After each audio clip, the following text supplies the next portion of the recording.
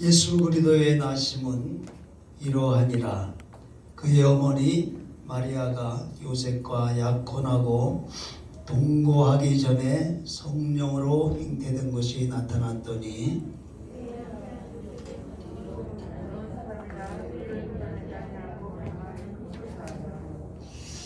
이 일을 생각할 때에 주의 사자가 현명하여 이르되 다윗의 자손 요셉아 내 아내 마리아 데려오기를 무서워하지 말라. 그에게 잉태된 자는 성령으로 된 것이라.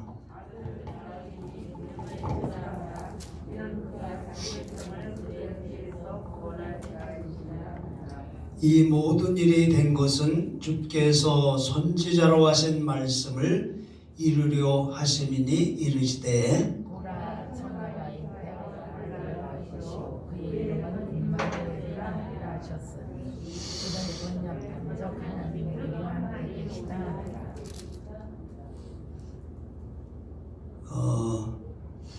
요셉이 잠에서 깨어 일어나 주의 사자의 분부대로 행하여 그의 아내를 데려왔으나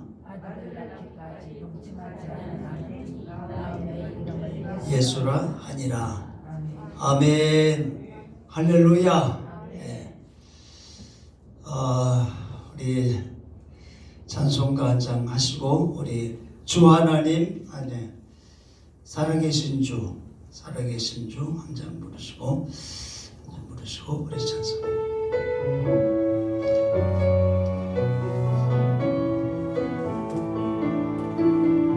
주 하나님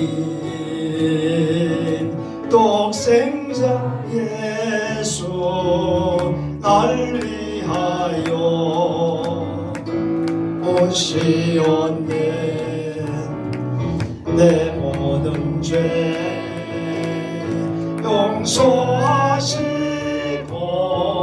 죽음에서 부활하신 나의 구세주 살아계신 주 나의 참된 소망 걱정 근심 전혀 없네. 사랑의 주의 갈 길 인도하니 내 모든 삶의 기쁨 증정만 하네. 주 안에서 거듭난 생명 오시는 주의 사랑 참 기쁨과 할렐루야 가지고 예수님의 도우심을 믿으며 살리 살아계신 주 하늘 나의 참된 소망 걱정 근심 전혀 없네. 사랑의 주 내 갈 길 인도하니 내 모든 삶의 기쁨 충만하네. 할렐루야. 이번 주일은 대강절 세 번째 주일입니다. 대강절은 예수님이 이 땅에 오시는 것을 기다리는 절기가 대강절 주일입니다. 그래서 다음 주는 예수님께서 이 땅에 탄생하신 성탄절 주일로 우리가 맞이하게 됩니다. 오늘 이 본문의 말씀은 예수님께서 이 땅에 태어나신 그것에 대한 기록입니다. 다시 말하면 예수님께서 어떻게 이 땅에 오시게 되었는가, 예수 그리스도의 나심은 이러하니라, 이렇게 시작을 하고 있습니다. 예수 그리스도의 태어나심은 이러하게 태어났다 이 말이죠. 다시 말하면 예수님이 어떻게 태어난 것에 대한 기록인 것이죠. 그러면 그의 어머니 마리아, 예수님의 어머니는 마리아다. 근데 이 마리아가 요셉과 약혼한 사람이었는데 아직 결혼하기 전에 그 마리아가 잉태가 됐다 하는 것을 말씀을 하고 있습니다. 다시 말하면 예수님의 어머니 마리아는 처녀인데 그 아기를 가졌다 이 말이야. 아기를 가졌다. 그런데 그 처녀인데 아기를 가져서 태어나신 분이 예수님이다. 이렇게 오늘 본문은 말씀을 하고 있는 것입니다. 그 마리아가 그 예수님을 잉태하게 된 그 이야기가, 그 사건이 어떻게 이루어졌느냐, 어떻게 해서 마리아가 예수님을 잉태하게 됐느냐 하는 그 내용의 자세한 내용은 누가복음 1장에 나오는데 거의 26절 이하에 나오는데 거기에 이제 그 하나님의 그 계획, 하나님의 그 계획이 쭉 이야기가 됩니다. 어느 날 하나님께서 그 천사 가브리엘을 부릅니다. 가브리엘은 하나님의 소식을 전하는 메신저, 그 소식을 전하는 천사입니다. 하늘에는 하나님께서 그 천사들을 통해서 하나님의 일을 하시는데 그 천사 중에서 하나님의 소식을 전달하는 그 천사가 가브리엘 천사입니다. 그래서 그 수많은 천사들이 있는데 그래서 성경에는 천군과 천사라고 말하고 있어요. 천군이라는 건 수많은 천사를 말합니다. 그리고 그 수많은 천사들을 다스리는 천사들이 있습니다. 천사장이 있습니다. 그 천사장에는 가브리엘 천사가 있고 미가엘 천사가 있고 그리고 루시엘 천사가 있습니다. 세 천사장이 있는데 이 세 명의 천사장 중에서 가브리엘 천사는 하나님의 말씀을 전하는 그러한 메신저 천사입니다. 가브리엘아 불렀어요. 가브리엘이 하나님 앞에 왔습니다. 너는 이제 저 유대 나라 갈릴리 지방의 나사렛 동네로 가라. 나사렛 동네로 가라. 그 나사렛 동네에 가면은 그 마리아라고 하는 처녀가 있다. 마리아라고 하는 처녀가 있는데 그 마리아라고 하는 처녀는 요셉이라고 하는 사람과 지금 약혼하고 있는 상태에 있다. 그런데 그 마리아라고 하는 처녀를 찾아서 내가 너에게 지시하는 말을 전하라. 이렇게 가브리엘을 이제 불러서 하나님이 명령을 내렸습니다. 그래서 가브리엘 천사는 하나님께서 말씀하신 대로 유대 나라 갈릴리 지방에 나사렛 동네로 찾아옵니다. 아멘. 지금으로 말하면 하나님께서 저 양평읍에 공옥리 몇 번지에 살고 있는 아무개 여자를 찾아가라. 이렇게 해서 이 가브리엘 천사가 이제 그 유대 땅, 여러분 이제 하늘나라에서 보면은 이 세상에 많은 이 지구에 많은 나라가 있지 않겠어요? 그 많은 나라 중에서 유대 나라에 그 유대 나라 중에서도 갈릴리 지방에서도 그 나사렛 동네 하나님이 딱 지명을 해줬어요. 그 나사렛 동네에도 수많은 여자들이 있는데 그 가운데 마리아 하나님이 지정을 해줬단 말이에요. 그래서 가브리엘 천사는 하늘로부터 출발을 해서 유대 땅 갈릴리 지방 나사렛 동네 마리아를 찾아서 왔습니다. 그 마리아가 이제 우리가 베들레헴 그 성지순례를 갔을 때 마리아가 그 천사를 만난 그 우물 그걸 우리가 거기 있어요. 그런데 거기가 이제 봤는데 아마 그때가 이제 마리아가 물을 길러 왔는지 어떤지 모르지만 하여튼 우물 곁에서 천사가 딱 나타난 겁니다. 마리아요.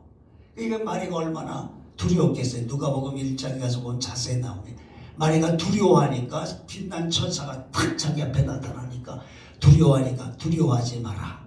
너는 하나님의 크게 은혜를 입은 자다 하면서 이렇게 마리아에게 안심을 시켜주고 말합니다. 그러면서 하는 말이 보라 내가 잉태해서 아들을 낳게 될 것이다. 아들을 낳게 될 것이다. 이렇게 이야기를 하면서 너는 하나님 앞에 큰 은혜를 입은 사람이다 하면서 마리아에게 말을 전합니다.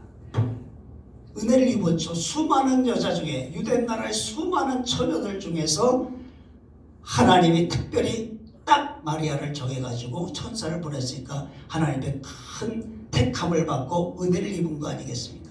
그러면서 너가 아들을 낳게 될 것이다 이렇게 얘기하니까 마리아가 그 가브리엘에게 이제 대답을 하는 것입니다. 천사님, 나는 사내를 알지 못하는데 어떻게 내가 아들을 잉태할 수 있고 그 낳을 수 있습니까? 하면서 이제 질문을 하는 거예요. 여기 사내를 알지 못한다고 하는 것은 남자를 경험한 일이 없는 처녀입니다. 나는 안다고 하는 것은 경험한다는 거거든요. 유대 그 히브리 말로는 경험한다, 체험한다 그런 말이에요. 나는 남자를 경험한 일이 없는 그러한 처녀인데 어떻게 내가 아이를 낳을 수 있겠습니까? 이렇게 또 질문을 하는 거예요. 그러니까 천사가 대답을 합니다.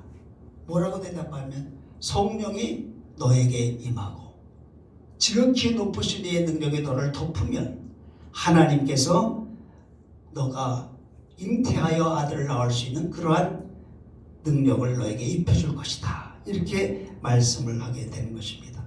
그렇게 말하니까 마리아가 그러면서 이제 천사가 말합니다. 대저 하나님의 모든 말씀은 능치 못함이 없다. 하나님께서 너에게 아들을 낳을 것이라고 말씀하신 그 말씀은 능치 못함이 없다.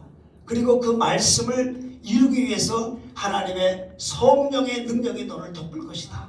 이렇게 말하니까 마리아가 그 말을 듣고 대저 주의 계집종이오니 말씀대로 나에게 이루어질 것을 내가 믿겠습니다 하면서 그 말씀을 받아들였어요.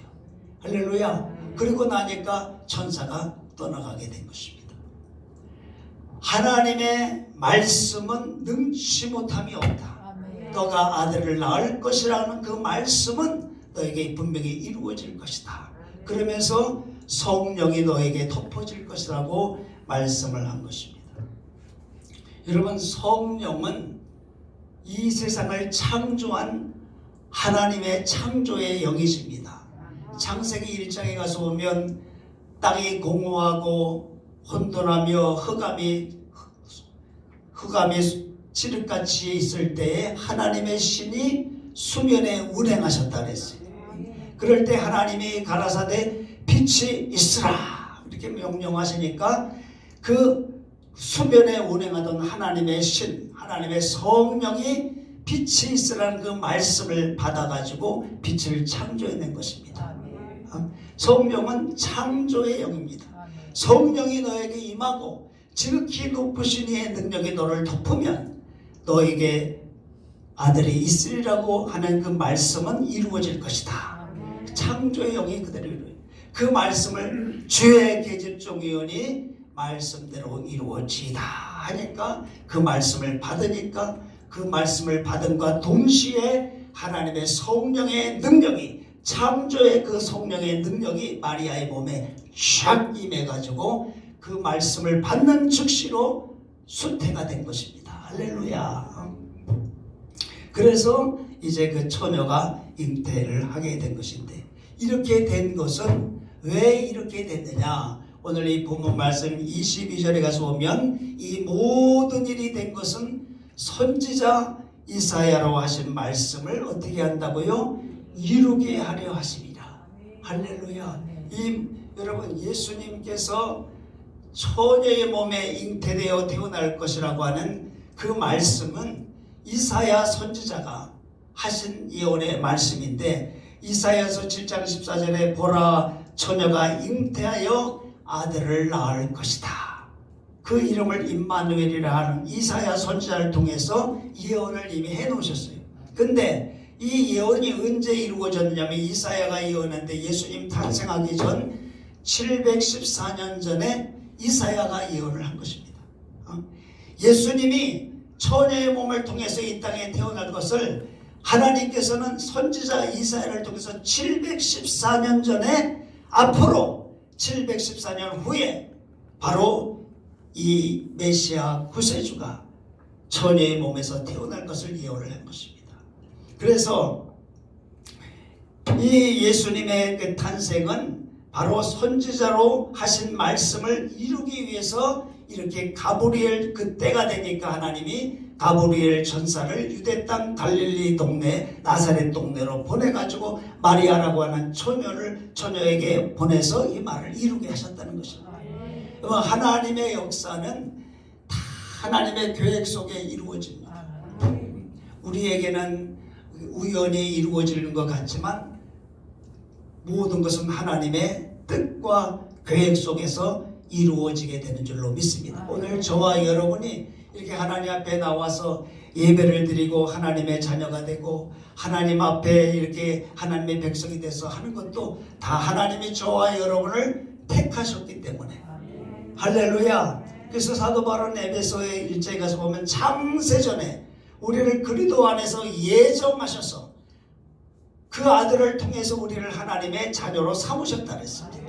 할렐루야. 여러분, 우연하게 이루어지는 것이 아닙니다. 714년 전에 하나님은 앞으로 714년 후에 이루어질 일을 이사야 선지자를 통해서 처녀가 잉태하여 아들을 낳을 것이다 이렇게 말씀하시고, 때가 되니까 가브리엘아 이리 와라, 이제 내가 시키는 일을 할지어다, 저 유대 땅으로 가거라. 그리고 다윗의 동네, 그 갈릴리의 동네에 나사렛이라고 하는 동네가 있는데 그 동네에 마리아라고 하는 처녀를 찾아가거라 해가지고 하나님이 가브리엘을 다 보내가지고 마리아가 우물에 물 길러 왔을 때 딱 나타나가지고 이제 마리아에게 그 하나님의 말씀을 전해준 거예요.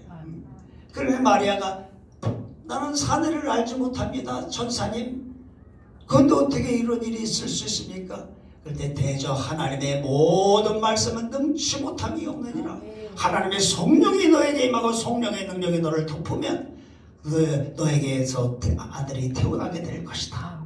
그러니까 이 마리아는 인간적으로는 그것이 정말로 이루어질 수 없는 일이지만은 하나님의 말씀에 능치 못함이 없다고 했으니 대저 주의 계집종연이 말씀대로 내게 이루어질 것을 내가 믿습니다. 그 말씀을 아멘으로 받아들이고 하나님의 성령의 능력을 믿으니까 그 즉시로 딱 잉태가 된 것입니다. 할렐루야. 그래서 여러분, 예수님은 여자의 후손, 처녀의 몸을 통해서 여자의 후손으로 오신 것을 말씀하고 있는 것입니다. 아멘. 그 여자의 후손으로 오신 그 예수님, 네가 잉태하여 아들을 낳으리니 그 이름을 뭐라고 그랬어요? 예수라 하라. 그는 자기 백성을 죄에서 구원하시는 분으로 오시는 분이다. 죄에서 구원하시는 분이다. 그래서 여러분, 예수님은 우리를 죄에서 구원하시기 위해서 이 땅에 처녀의 몸을 통해서 오신 여자의 후손으로 오신 분인 것을 말씀하고 있습니다. 예수님은 여자의 후손으로 오셨고, 그리고 우리를 구원하기 위해서 오셨기 때문에 그 예수님에게는 죄가 없으신 분이신 것입니다. 할렐루야. 예수님은 죄가 없다. 요한일서 3장 5절에 가서 보면 그가 우리 죄를 없이 하려고 나타나신 것을 요한일서 3장 5절에 가서 보면 너희가 안 하니, 조금 더디게 나오네요. 요한일서 3장 5절. 자, 원문을 우리 같이 읽어봅시다. 그가 우리 죄를 없이 하려고 나타나신 바 된 것을 너희가 안 하니 그에게는 죄가 없으시다. 할렐루야. 아멘. 예수님에게는 죄가 없습니다. 죄가 없으신 분이기 때문에 우리의 죄를 없애버릴 수가 있는 것입니다. 아멘. 똑같이 죄를 지었다면 우리 죄를 없앨 수가 없어요. 예를 들어서 여러분, 죄를 지어서 감옥에 갇혀있는, 그 감방에 갇혀있는 죄수가 이쪽 감방에 있고 저쪽 감방에 있는 죄수가 똑같이 죄인인데, 죄수가 다른 죄수를 감옥에서 나오게 할 수가 없는 것입니다. 왜? 자기도 죄인인데, 죄인으로 감옥에 갇혀져 있는데 갇혀져 있는 죄수가 다른 죄수를 어떻게 감옥에서 구출해낼 수가 있습니까? 또다시 한번 예를 들면 빚에 쫓겨서 그냥 빚에 쫓겨서 힘들게 살아가는 사람이 다른 빚진 사람을 그 사람의 빚을 갚아줄 수가 없어요. 왜? 자기도 빚이 너무 많아서 빚에 쫓겨서 항상 쪼달리고 사는데 다른 사람 빚에 시달린 사람을 그 빚을 갚아줄 수가 없는 것입니다. 마찬가지로 예수님이 죄가 없으신 분이기 때문에 우리 죄를 없앨 수가 있다는 것입니다. 할렐루야. 그런데 여러분, 예수님이 왜 여자의 후손 처녀의 몸으로 오셔야 되느냐? 죄가 없으신 분으로 태어나야 하기 때문에 예수님은 처녀의 몸을 통해서 오셔야 됐다는 것입니다.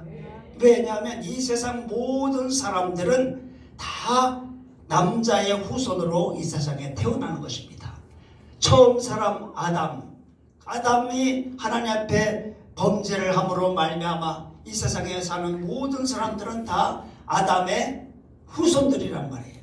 아멘. 호세아 6장 7절에 가서 보면 아담이 하나님과 언약을 어기고 하나님을 배반함으로 말미암아 아담이 범죄하여 하나님 앞에 죄인이 됐어요. 그런데 우리는 그 아담의 혈통을 통해서 이 땅에 온 사람들입니다. 할렐루야. 그래서 이 세상의 모든 사람들은 아담의 그 지은 죄의 혈통을 이어받아서 죄 가운데 태어난 사람인 것입니다. 로마서 3장 23절에 모든 사람이 죄를 범하였음에 하나님의 영광에 이를 수 없다 그랬어요. 이 세상 모든 사람들은 죄를 짓지 않은 사람이 없다 이 말이에요. 다 죄인이래. 그래서 세상 모든 사람들은 하나님의 영광 저 하늘나라 천국에 들어갈 수가 없다는 것입니다.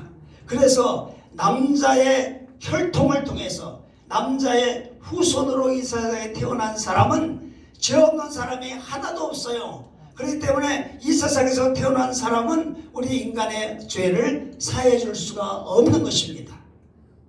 아멘. 그래서 우리가 잘 아는 대로 무슨 4대 성인이라고 해서 부처님, 공자님, 또 뭐 마호메트, 소크라테스 이런 분들 우리가 볼 때는 위대한 성인이고 아주 성자고 거룩한 사람인 것 같지만 그러나 그분들도 다 남자의 후손으로 태어나서 이 세상에 속한 사람이기 때문에 죄인이 하나님 볼 때는 죄인이라 이 말이에요. 모든 사람이 다 죄인이에요. 남자의 후손으로 태어난 사람은 죄인이 아닌 사람이 없습니다. 그래서 예수님은 남자의 후손으로 오셔서는 안 되는 것입니다. 그분은 바로 여자의 후손으로 오셔야 되는 것입니다. 할렐루야. 여러분, 우리가 족보를 보게 되면 전부 남자의 이름을 통해서 족보가 이루어집니다. 이 마태복음 1장에도 예수님의 족보가 나오는데 아브라함이 이삭을 낳고 이삭이 야곱을 낳고 야곱이 유다와 그의 형제를 낳고 이렇게 쭉 나갑니다. 그러면 여러분 아브라함이 이삭을 낳은 게 아닙니다. 누가 낳았습니까? 낳기는 사라가 낳았어요. 이삭이 야곱을 낳을 때 이삭이 야곱을 낳은 게 아니라 누가 낳습니까? 이삭의 부인 리브가가 낳은 거예요. 야곱이 유다와 그 형제 12명을 낳을 때 야곱이 12명 그 아들을 낳은 거 아닙니다. 야곱은 4명의 부인을 통해서 라헬과 레아와 실바와 비라를 통해서 낳은 거예요. 그러나 족보에는 여자의 이름은 안 올라오는 거예요. 아브라함이 낳았다, 이삭이 낳았다, 야곱이 낳았다 이렇게 쭉. 이것은 뭐냐면 이스라엘에 태어난 모든 사람들은 다 남자의 혈통을 통해서 남자의 후손으로 태어났다는 거예요. 믿습니까? 그래서 남자의 후손으로 오는 그러한 사람들은 다 죄인일 수밖에 없기 때문에 그렇게 예수님이 처녀의 몸에서 태어나게 된 것으로 믿습니다. 할렐루야. 여러분, 그래서 다윗은 하나님 앞에 범죄하고 이렇게 고백을 한 내용인데 시편 51편 5절에 가서 보면 다윗이 정말로 밧세바라고 하는 여인을 통해서 간음죄를 짓고 그 간음죄를 덮기 위해서 우리야 그 남편 우리야를 죽이는 살인죄를 범하고 나서 나단 선지자를 통해서 책망을 받고 하나님께 고백하고 회개한 내용이 시편 51편 5절 말씀입니다. 한번 읽어보십시다. 실로 출생하였으며 모친이 내 중에 나를 잉태하였나이다. 아멘. 이 말은 실로 나는 죄 중에 태어났고 어머니 태 속에 있을 때부터 죄인이었습니다. 이런 고백을 하는 거예요. 어머니 뱃속에 있을 때부터, 이 세번역 성경이 이렇게 어머니 뱃속에 있을 때부터 나는 죄인이었고 실로 나는 죄악 가운데 태어난 사람이다. 그 어머니 뱃속에 있을 때 무슨 죄를 졌습니까? 그런데 다윗은 내가 어머니 뱃속에 있을 때부터 죄인이었고 태어나서도 나는 죄악 가운데서 출생했다. 다시 말하면 우리 사람에게는 아담의 혈통으로부터 이어받은 죄성이라는 게 있습니다. 죄성. 이거는 죄성이라고 하는 것을 우리가 이 신학적으로는 이제 원죄라고 하는 게 원죄. 그 죄성을 가지고 태어난다 이 말이에요. 다시 말하면 사람은 항상 선한 것보다는 악한 것으로 향하는 마음을 갖고 있다 이 말이에요. 죄성. 여러분 이런 이 식물 같은 거 이렇게 놔두면은 햇빛이 비추오면은 언제나 이 식물은 언제나 햇빛을 향해서 이렇게 전부 향합니다. 햇빛을 향해서 잎사귀가 전부 햇빛을 향해서요. 그리고 식물의 나무 뿌리는 언제나 물이 있는 곳을 향해서 뿌리를 내립니다. 이것이 바로 자연적인 성향이라 말이에요. 햇빛이 있는 곳을 향해서 그 잎사귀가 이렇게 향하고 뿌리는 물이 있는 곳을 향해서 뿌리를 내리는 것처럼 우리 인간은 언제나 이 세상에 태어나지만 이 죄악을 향한 그 성향이 있다 말이에요. 죄성. 그런데 이것이 자라나면서 이 속에 있는 죄성, 그 죄성은 아담의 혈통을 통해서 우리가 태어났기 때문에 그 죄성을 물려받는 것입니다. 근데 자라나면서 그 죄성이 속에 숨어있는 죄성이 바깥에 드러나게 됩니다. 그래서 혹은 말로 행동으로 또 우리의 모든 이 삶을 통해서 드러나서 바깥으로 그 죄성이 나타나는 것이 죄의 열매인데 그걸 범죄라고 하는 범죄. 그래서 사람이 드러난 범죄를 통해서 우리가 이제 세상법에 의해서 형벌을 받고 드러나지 않았다 할지라도 우리 마음속에 있는 범죄가 있는 것이죠. 그 범죄를 자범죄라고 한다 이 말이야. 자범죄. 그래서 사람은 원죄와 자범죄를 통해서 언제나 죄 가운데 살게 된다 이 말이에요. 아멘. 그래서 다윗이 이렇게 고백을 한 거예요. 내가 어머니 뱃속에 있을 때부터 죄인은 죄성을 가졌는데 그 죄성을 가지고 태어나가지고 그 죄성이 바깥으로 표출돼서 내가 간음죄와 살인죄를 범했다라고 고백을 하는 것입니다. 모든 사람이 죄를 범하였기 때문에 하나님의 영광에 이를 수 없는 이 남자의 후손, 아담의 후손 모든 인간은 죄인을 구원할 수가 없는 그러한 존재이기 때문에 하나님께서 남자의 후손이 아닌 여자의 후손을 통해서 이 땅에 오신 것입니다. 할렐루야. 그래서 예수님의 그 이 땅에 오신 것은 바로 우리를 죄에서 구원하시기 위한 하나님의 우리를 향한 선물인 줄로 믿습니다. 할렐루야. 한번 따라합시다. 예수님은 하나님의 사랑의 선물이다. 우리를 향하신 하나님의 사랑의 선물. 우리를 그대로 내버려 두면 죄로 인하여 죽을 수밖에 없고 죽은 다음에는 하나님 앞에서 심판받고 심판받은 다음에는 영원한 형벌로 갈 수밖에 없는 이것이 인간이 정해진 가는 길입니다. 한번 죽는 것은 사람에게 정한 것이고 죄의 삭은 사망이기 때문에 죄로 인하여 죽고 죽은 다음에 심판이 있고 심판을 받아서 영원한 형벌로 간다. 그러나 그 죄를 없앰으로 말미암아 우리가 영원한 형벌에서 우리가 건짐을 받도록 하기 위해서 하나님 죄 없으신 예수님을 이 땅에 보내주신 것입니다. 그것이 바로 하나님의 사랑인 줄로 믿습니다. 요한일서 4장 9절에 가서 보면 하나님의 사랑이 우리에게 이렇게 나타난 바 되었으니 하나님 읽어보시다. 하나님이 자기의 독생자를 세상에 보내심은 그로 말미암아 살리려 하심이라. 하나님의 사랑이 어떻게 나타나느냐? 바로 자기의 독생자를 세상에 보내심으로 말미암아, 그로 말미암아 우리를 살리려고 하나님의 독생자를 보내신 것이 바로 하나님의 사랑이 우리에게 나타난 것이라고 말씀하고 있습니다. 할렐루야. 그래서 우리 성경에서 가장 핵심되는 성경 구절, 우리가 잘 아는 대로 요한복음 3장 10절, 하나님이 세상을 이처럼 사랑하사 독생자를 주셨으니 이는 저를 믿는 자마다 멸망치 않고 얻게 하려 하심이니라. 할렐루야. 아멘. 할렐루야. 하나님이 우리를 사랑하사 세상을 이처럼, 세상에 있는 우리 모든 사람들을 사랑하셨던 것입니다. 아멘. 그 크신 하나님의 사랑 말로 다 형용 못하네.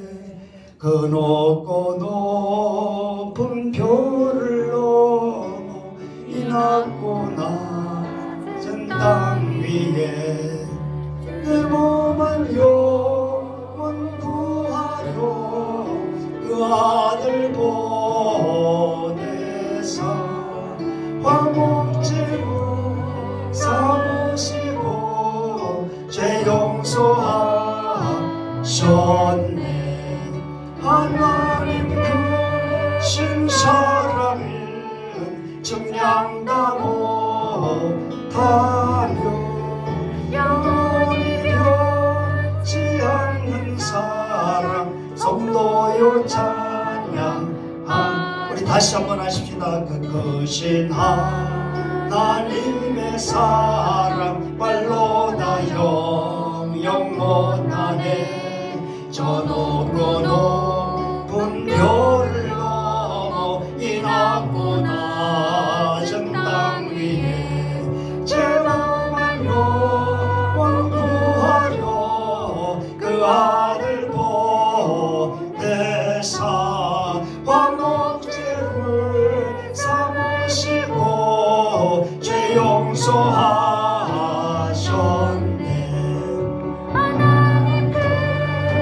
사랑은 정량다 못하며 영원히 변치 않는 사랑 성도요 찬양하세. 할렐루야. 하나님께서 우리에게 선물로 우리 예수님을 보내주셨습니다. 요한복음 8장 23절에는 예수님께서 이르시되 너희는 아래에서 났고 나는 위에서 났으며 너희는 이 세상에 속하였고 나는 이 세상에 속하지 아니하였노라. 예수님은 위에서부터 나신 분이십니다. 이 세상 모든 사람들은 다 땅에서부터 난 거예요. 할렐루야. 위에서부터 오신 예수님, 바로 그분은 죄가 없으신 분이신 줄로 믿습니다. 여러분, 이 세상의 죄는 어떠한 것으로도 없어지지가 않습니다. 여러분, 죄를 없애기 위해서 사람들은 때로 고행도 하고 수행도 하고 돌을 닦기도 하고 또 나름대로 어떤 선행을 행하려고 하지만 그러한 것을 통해서 죄가 없어질 수는 없는 것입니다. 어떠한 것으로도 죄를 없앨 수 있는 것은 이 세상에 없어요. 예레미야 2장 22절에 가서 보면 주 여호와의 말씀이라 내가 잿물로 씻으며 내가 많은 비누를 쓸지라도 내 죄악이 내 앞에 그대로 있으리니. 많은 잿물을 사용하고, 옛날에 우리가 빨래할 때 잿물을 사용해서 빨래했어요. 빨래는 삶기도 하고 막 두들겨서 방망이로 뚫리고 또 삶고 그랬죠.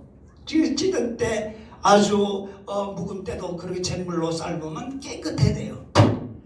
그러나 우리의 마음속에 있는 죄악은 어떠한 잿물이나 비누나 어떠한 것으로도 씻을 수가 없다 이 말입니다. 이 세상에 우리의 죄를 씻을 수 있는 재료는 하나도 없다 이 말이에요. 오직 예수님의 십자가의 그 피만이 우리의 죄를 사하는 줄로 믿습니다. 할렐루야. 그래서 이사야 1장 18절에 여호와께서 말씀하시되 오라 우리가 서로 변론하자. 너의 죄가 주홍 같을지라도 어떻게 된다고요? 눈과 같이 희어을 것이며 진홍같이 붉을지라도 양털같이 되리라. 아멘. 우리의 죄를 씻을 수 있는 것은 오직 예수님의 은혜밖에 없는 것입니다. 그래서 베드로전서 1장 18절과 19절에 가서 보면 너희가 알거니와 너희 조상의 유전한 망령된 행실에서 대속함을 받은 것은 의나 금같이 없어질 것으로 한 것이 아니요 오직 흠없고 점없는 어린 양 같은 그리스도의 보배로운 피로 한 것이니라. 할렐루야. 예수님의 피밖에는 우리의 죄를 씻을 수가 없어. 아멘. 할렐루야. 그래서 죄를 없이 하려고 예수님이 이 땅에 오신 줄로 믿습니다. 이제 마지막으로 두 번째 한번 따라합시다. 예수님은 우리와 함께 계시는 하나님 곧 임마누엘이시다. 할렐루야. 여러분 오늘 이 본문에 가서 보면 예수님이라고 이름을 하라고 하고 그 다음에 오늘 이 마태복음 1장에 가서 보시면 또 그 이름을 임마누엘이라. 할렐루야. 23절에 가서 보면 보라 처녀가 잉태하여 아들을 낳을 것이며 그의 이름을 뭐하라? 임마누엘이라. 할렐루야. 임마누엘이라. 여러분 예수님은 하나님의 독생자로 이 땅에 오신, 독생자라고 해서 하나님으로부터 오신 분이라는 표현인 것입니다. 그런데 그분은 바로 하나님이시라는 사실이에요. 아멘. 그분은 하나님으로부터 오셨다는 표현을 독생자라고 한 것뿐이지 그분은 참으로 하나님 자신이라는 것입니다.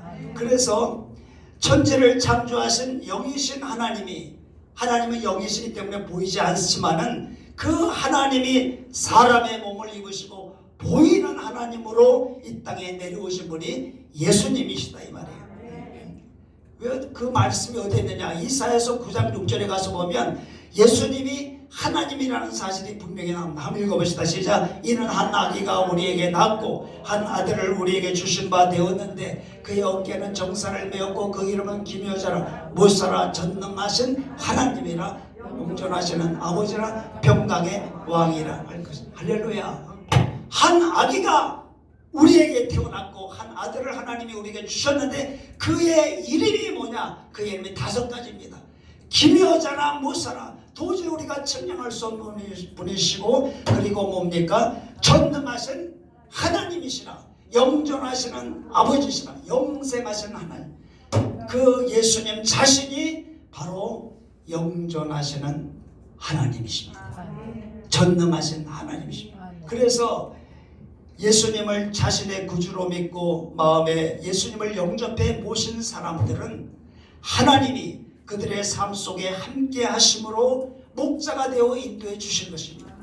예수님을 마음속에 모셔서 그분의 보혈을 의지하여 죄사함 받아 구원받은 하나님의 자녀들은 예수님이 그들과 임마누엘 함께 하심으로 할렐루야 하나님이 함께 하심으로 그들의 삶의 목자가 되어 주신다 이 말이에요. 아멘. 하나님이 하나님을 믿는 예수들을 믿는 하나님의 자녀들과 함께 하시는 은혜를 주십니다. 그렇게 하심으로 말미암아 우리 성도들의 삶 속에 하나님이 모든 것을 돌보아 주신 것입니다. 시편 23편 다윗이 고백한 대로 여호와 나의 목자시니 그때서부터 하나님이 우리의 목자가 되어 주십니다. 인도해 주십니다. 필요를 채워주십니다. 때로 우리가 사망의 엄침한 골짜기로 다니는 어떠한 위기를 당할 때에도 하나님이 그 가운데서 우리를 보호해 주십니다. 지켜주십니다.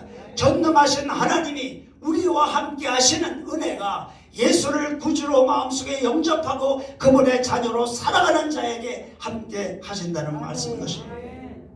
여러분 하나님이 여러분들과 함께 하십니다. 예수님을 마음속에 영접한 심령 하나님의 자녀가 된 사람들에게는 임마누엘의 하나님이 그 심령에 함께 하십니다. 할렐루야. 내가 세상 끝날까지 너희와 항상 함께 있으리라고 주님이 승천하시면서 제자들에게 말씀하셨어요. 아멘. 아멘. 주님이 나와 함께 하심을 믿습니까? 주님이 세상 끝날까지 나와 함께 하시고 내가 어떠한 위기와 환난을 당할 때 주님이 그 가운데 나를 지켜줄 것을 우리는 믿어야 합니다. 우리는 혼자 이 세상을 살아가는 것이 아니고 하나님이 우리와 함께 하시는 가운데 살아가는 것입니다. 다윗은 시편 16편 8절에 내가 여호와를 항상 내 앞에 모시고 그가 나의 우편에 계심으로 내가 요동하지 않는다. 이러므로 내 마음이 기쁘고 내 영광도 즐거워하며 내 육체도 안전히 가. 할렐루야. 항상 하나님이 내 우편에 계시고 우리는 항상 내 안에 성령으로 들어와 함께 계시는 그 하나님을 항상 의지하고 믿고 살아갈 때 할렐루야 그분이 내 우편에 지켜주시고 여러분들의 모든 길을 인도하시고 늘 하나님이 주시는 평안과 기쁨과 안전한 가운데 살아갈 수 있기를 주의 이름으로 축복합니다. 기도하겠습니다. 아버지 하나님,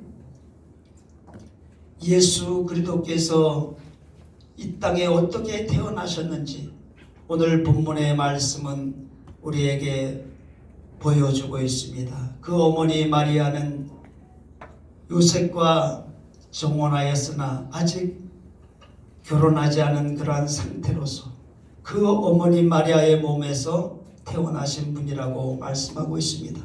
처녀의 몸에서 태어나 여자의 후손으로 이 땅에 죄를 없애하려고 오셨습니다.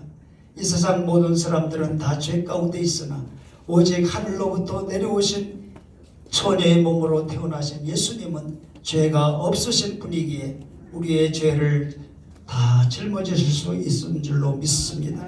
아버지 하나님이시여 우리를 죄에서 구원하시기 위하여 독생자 예수님을 이 땅에 보내주셔서 우리를 구원하여 주신 주님의 사랑을 우리가 하나님 아버지 감사하며 살아갈 수 있게 하여 주시고 아버지 하나님이시여 그 예수님을 마음속에 영접하여 하나님의 자녀된 심령 속에는 하나님께서 그들과 함께 하시사 목자되어 인도하시며 보호하시며 역사하시는 줄로 믿사옵나이다.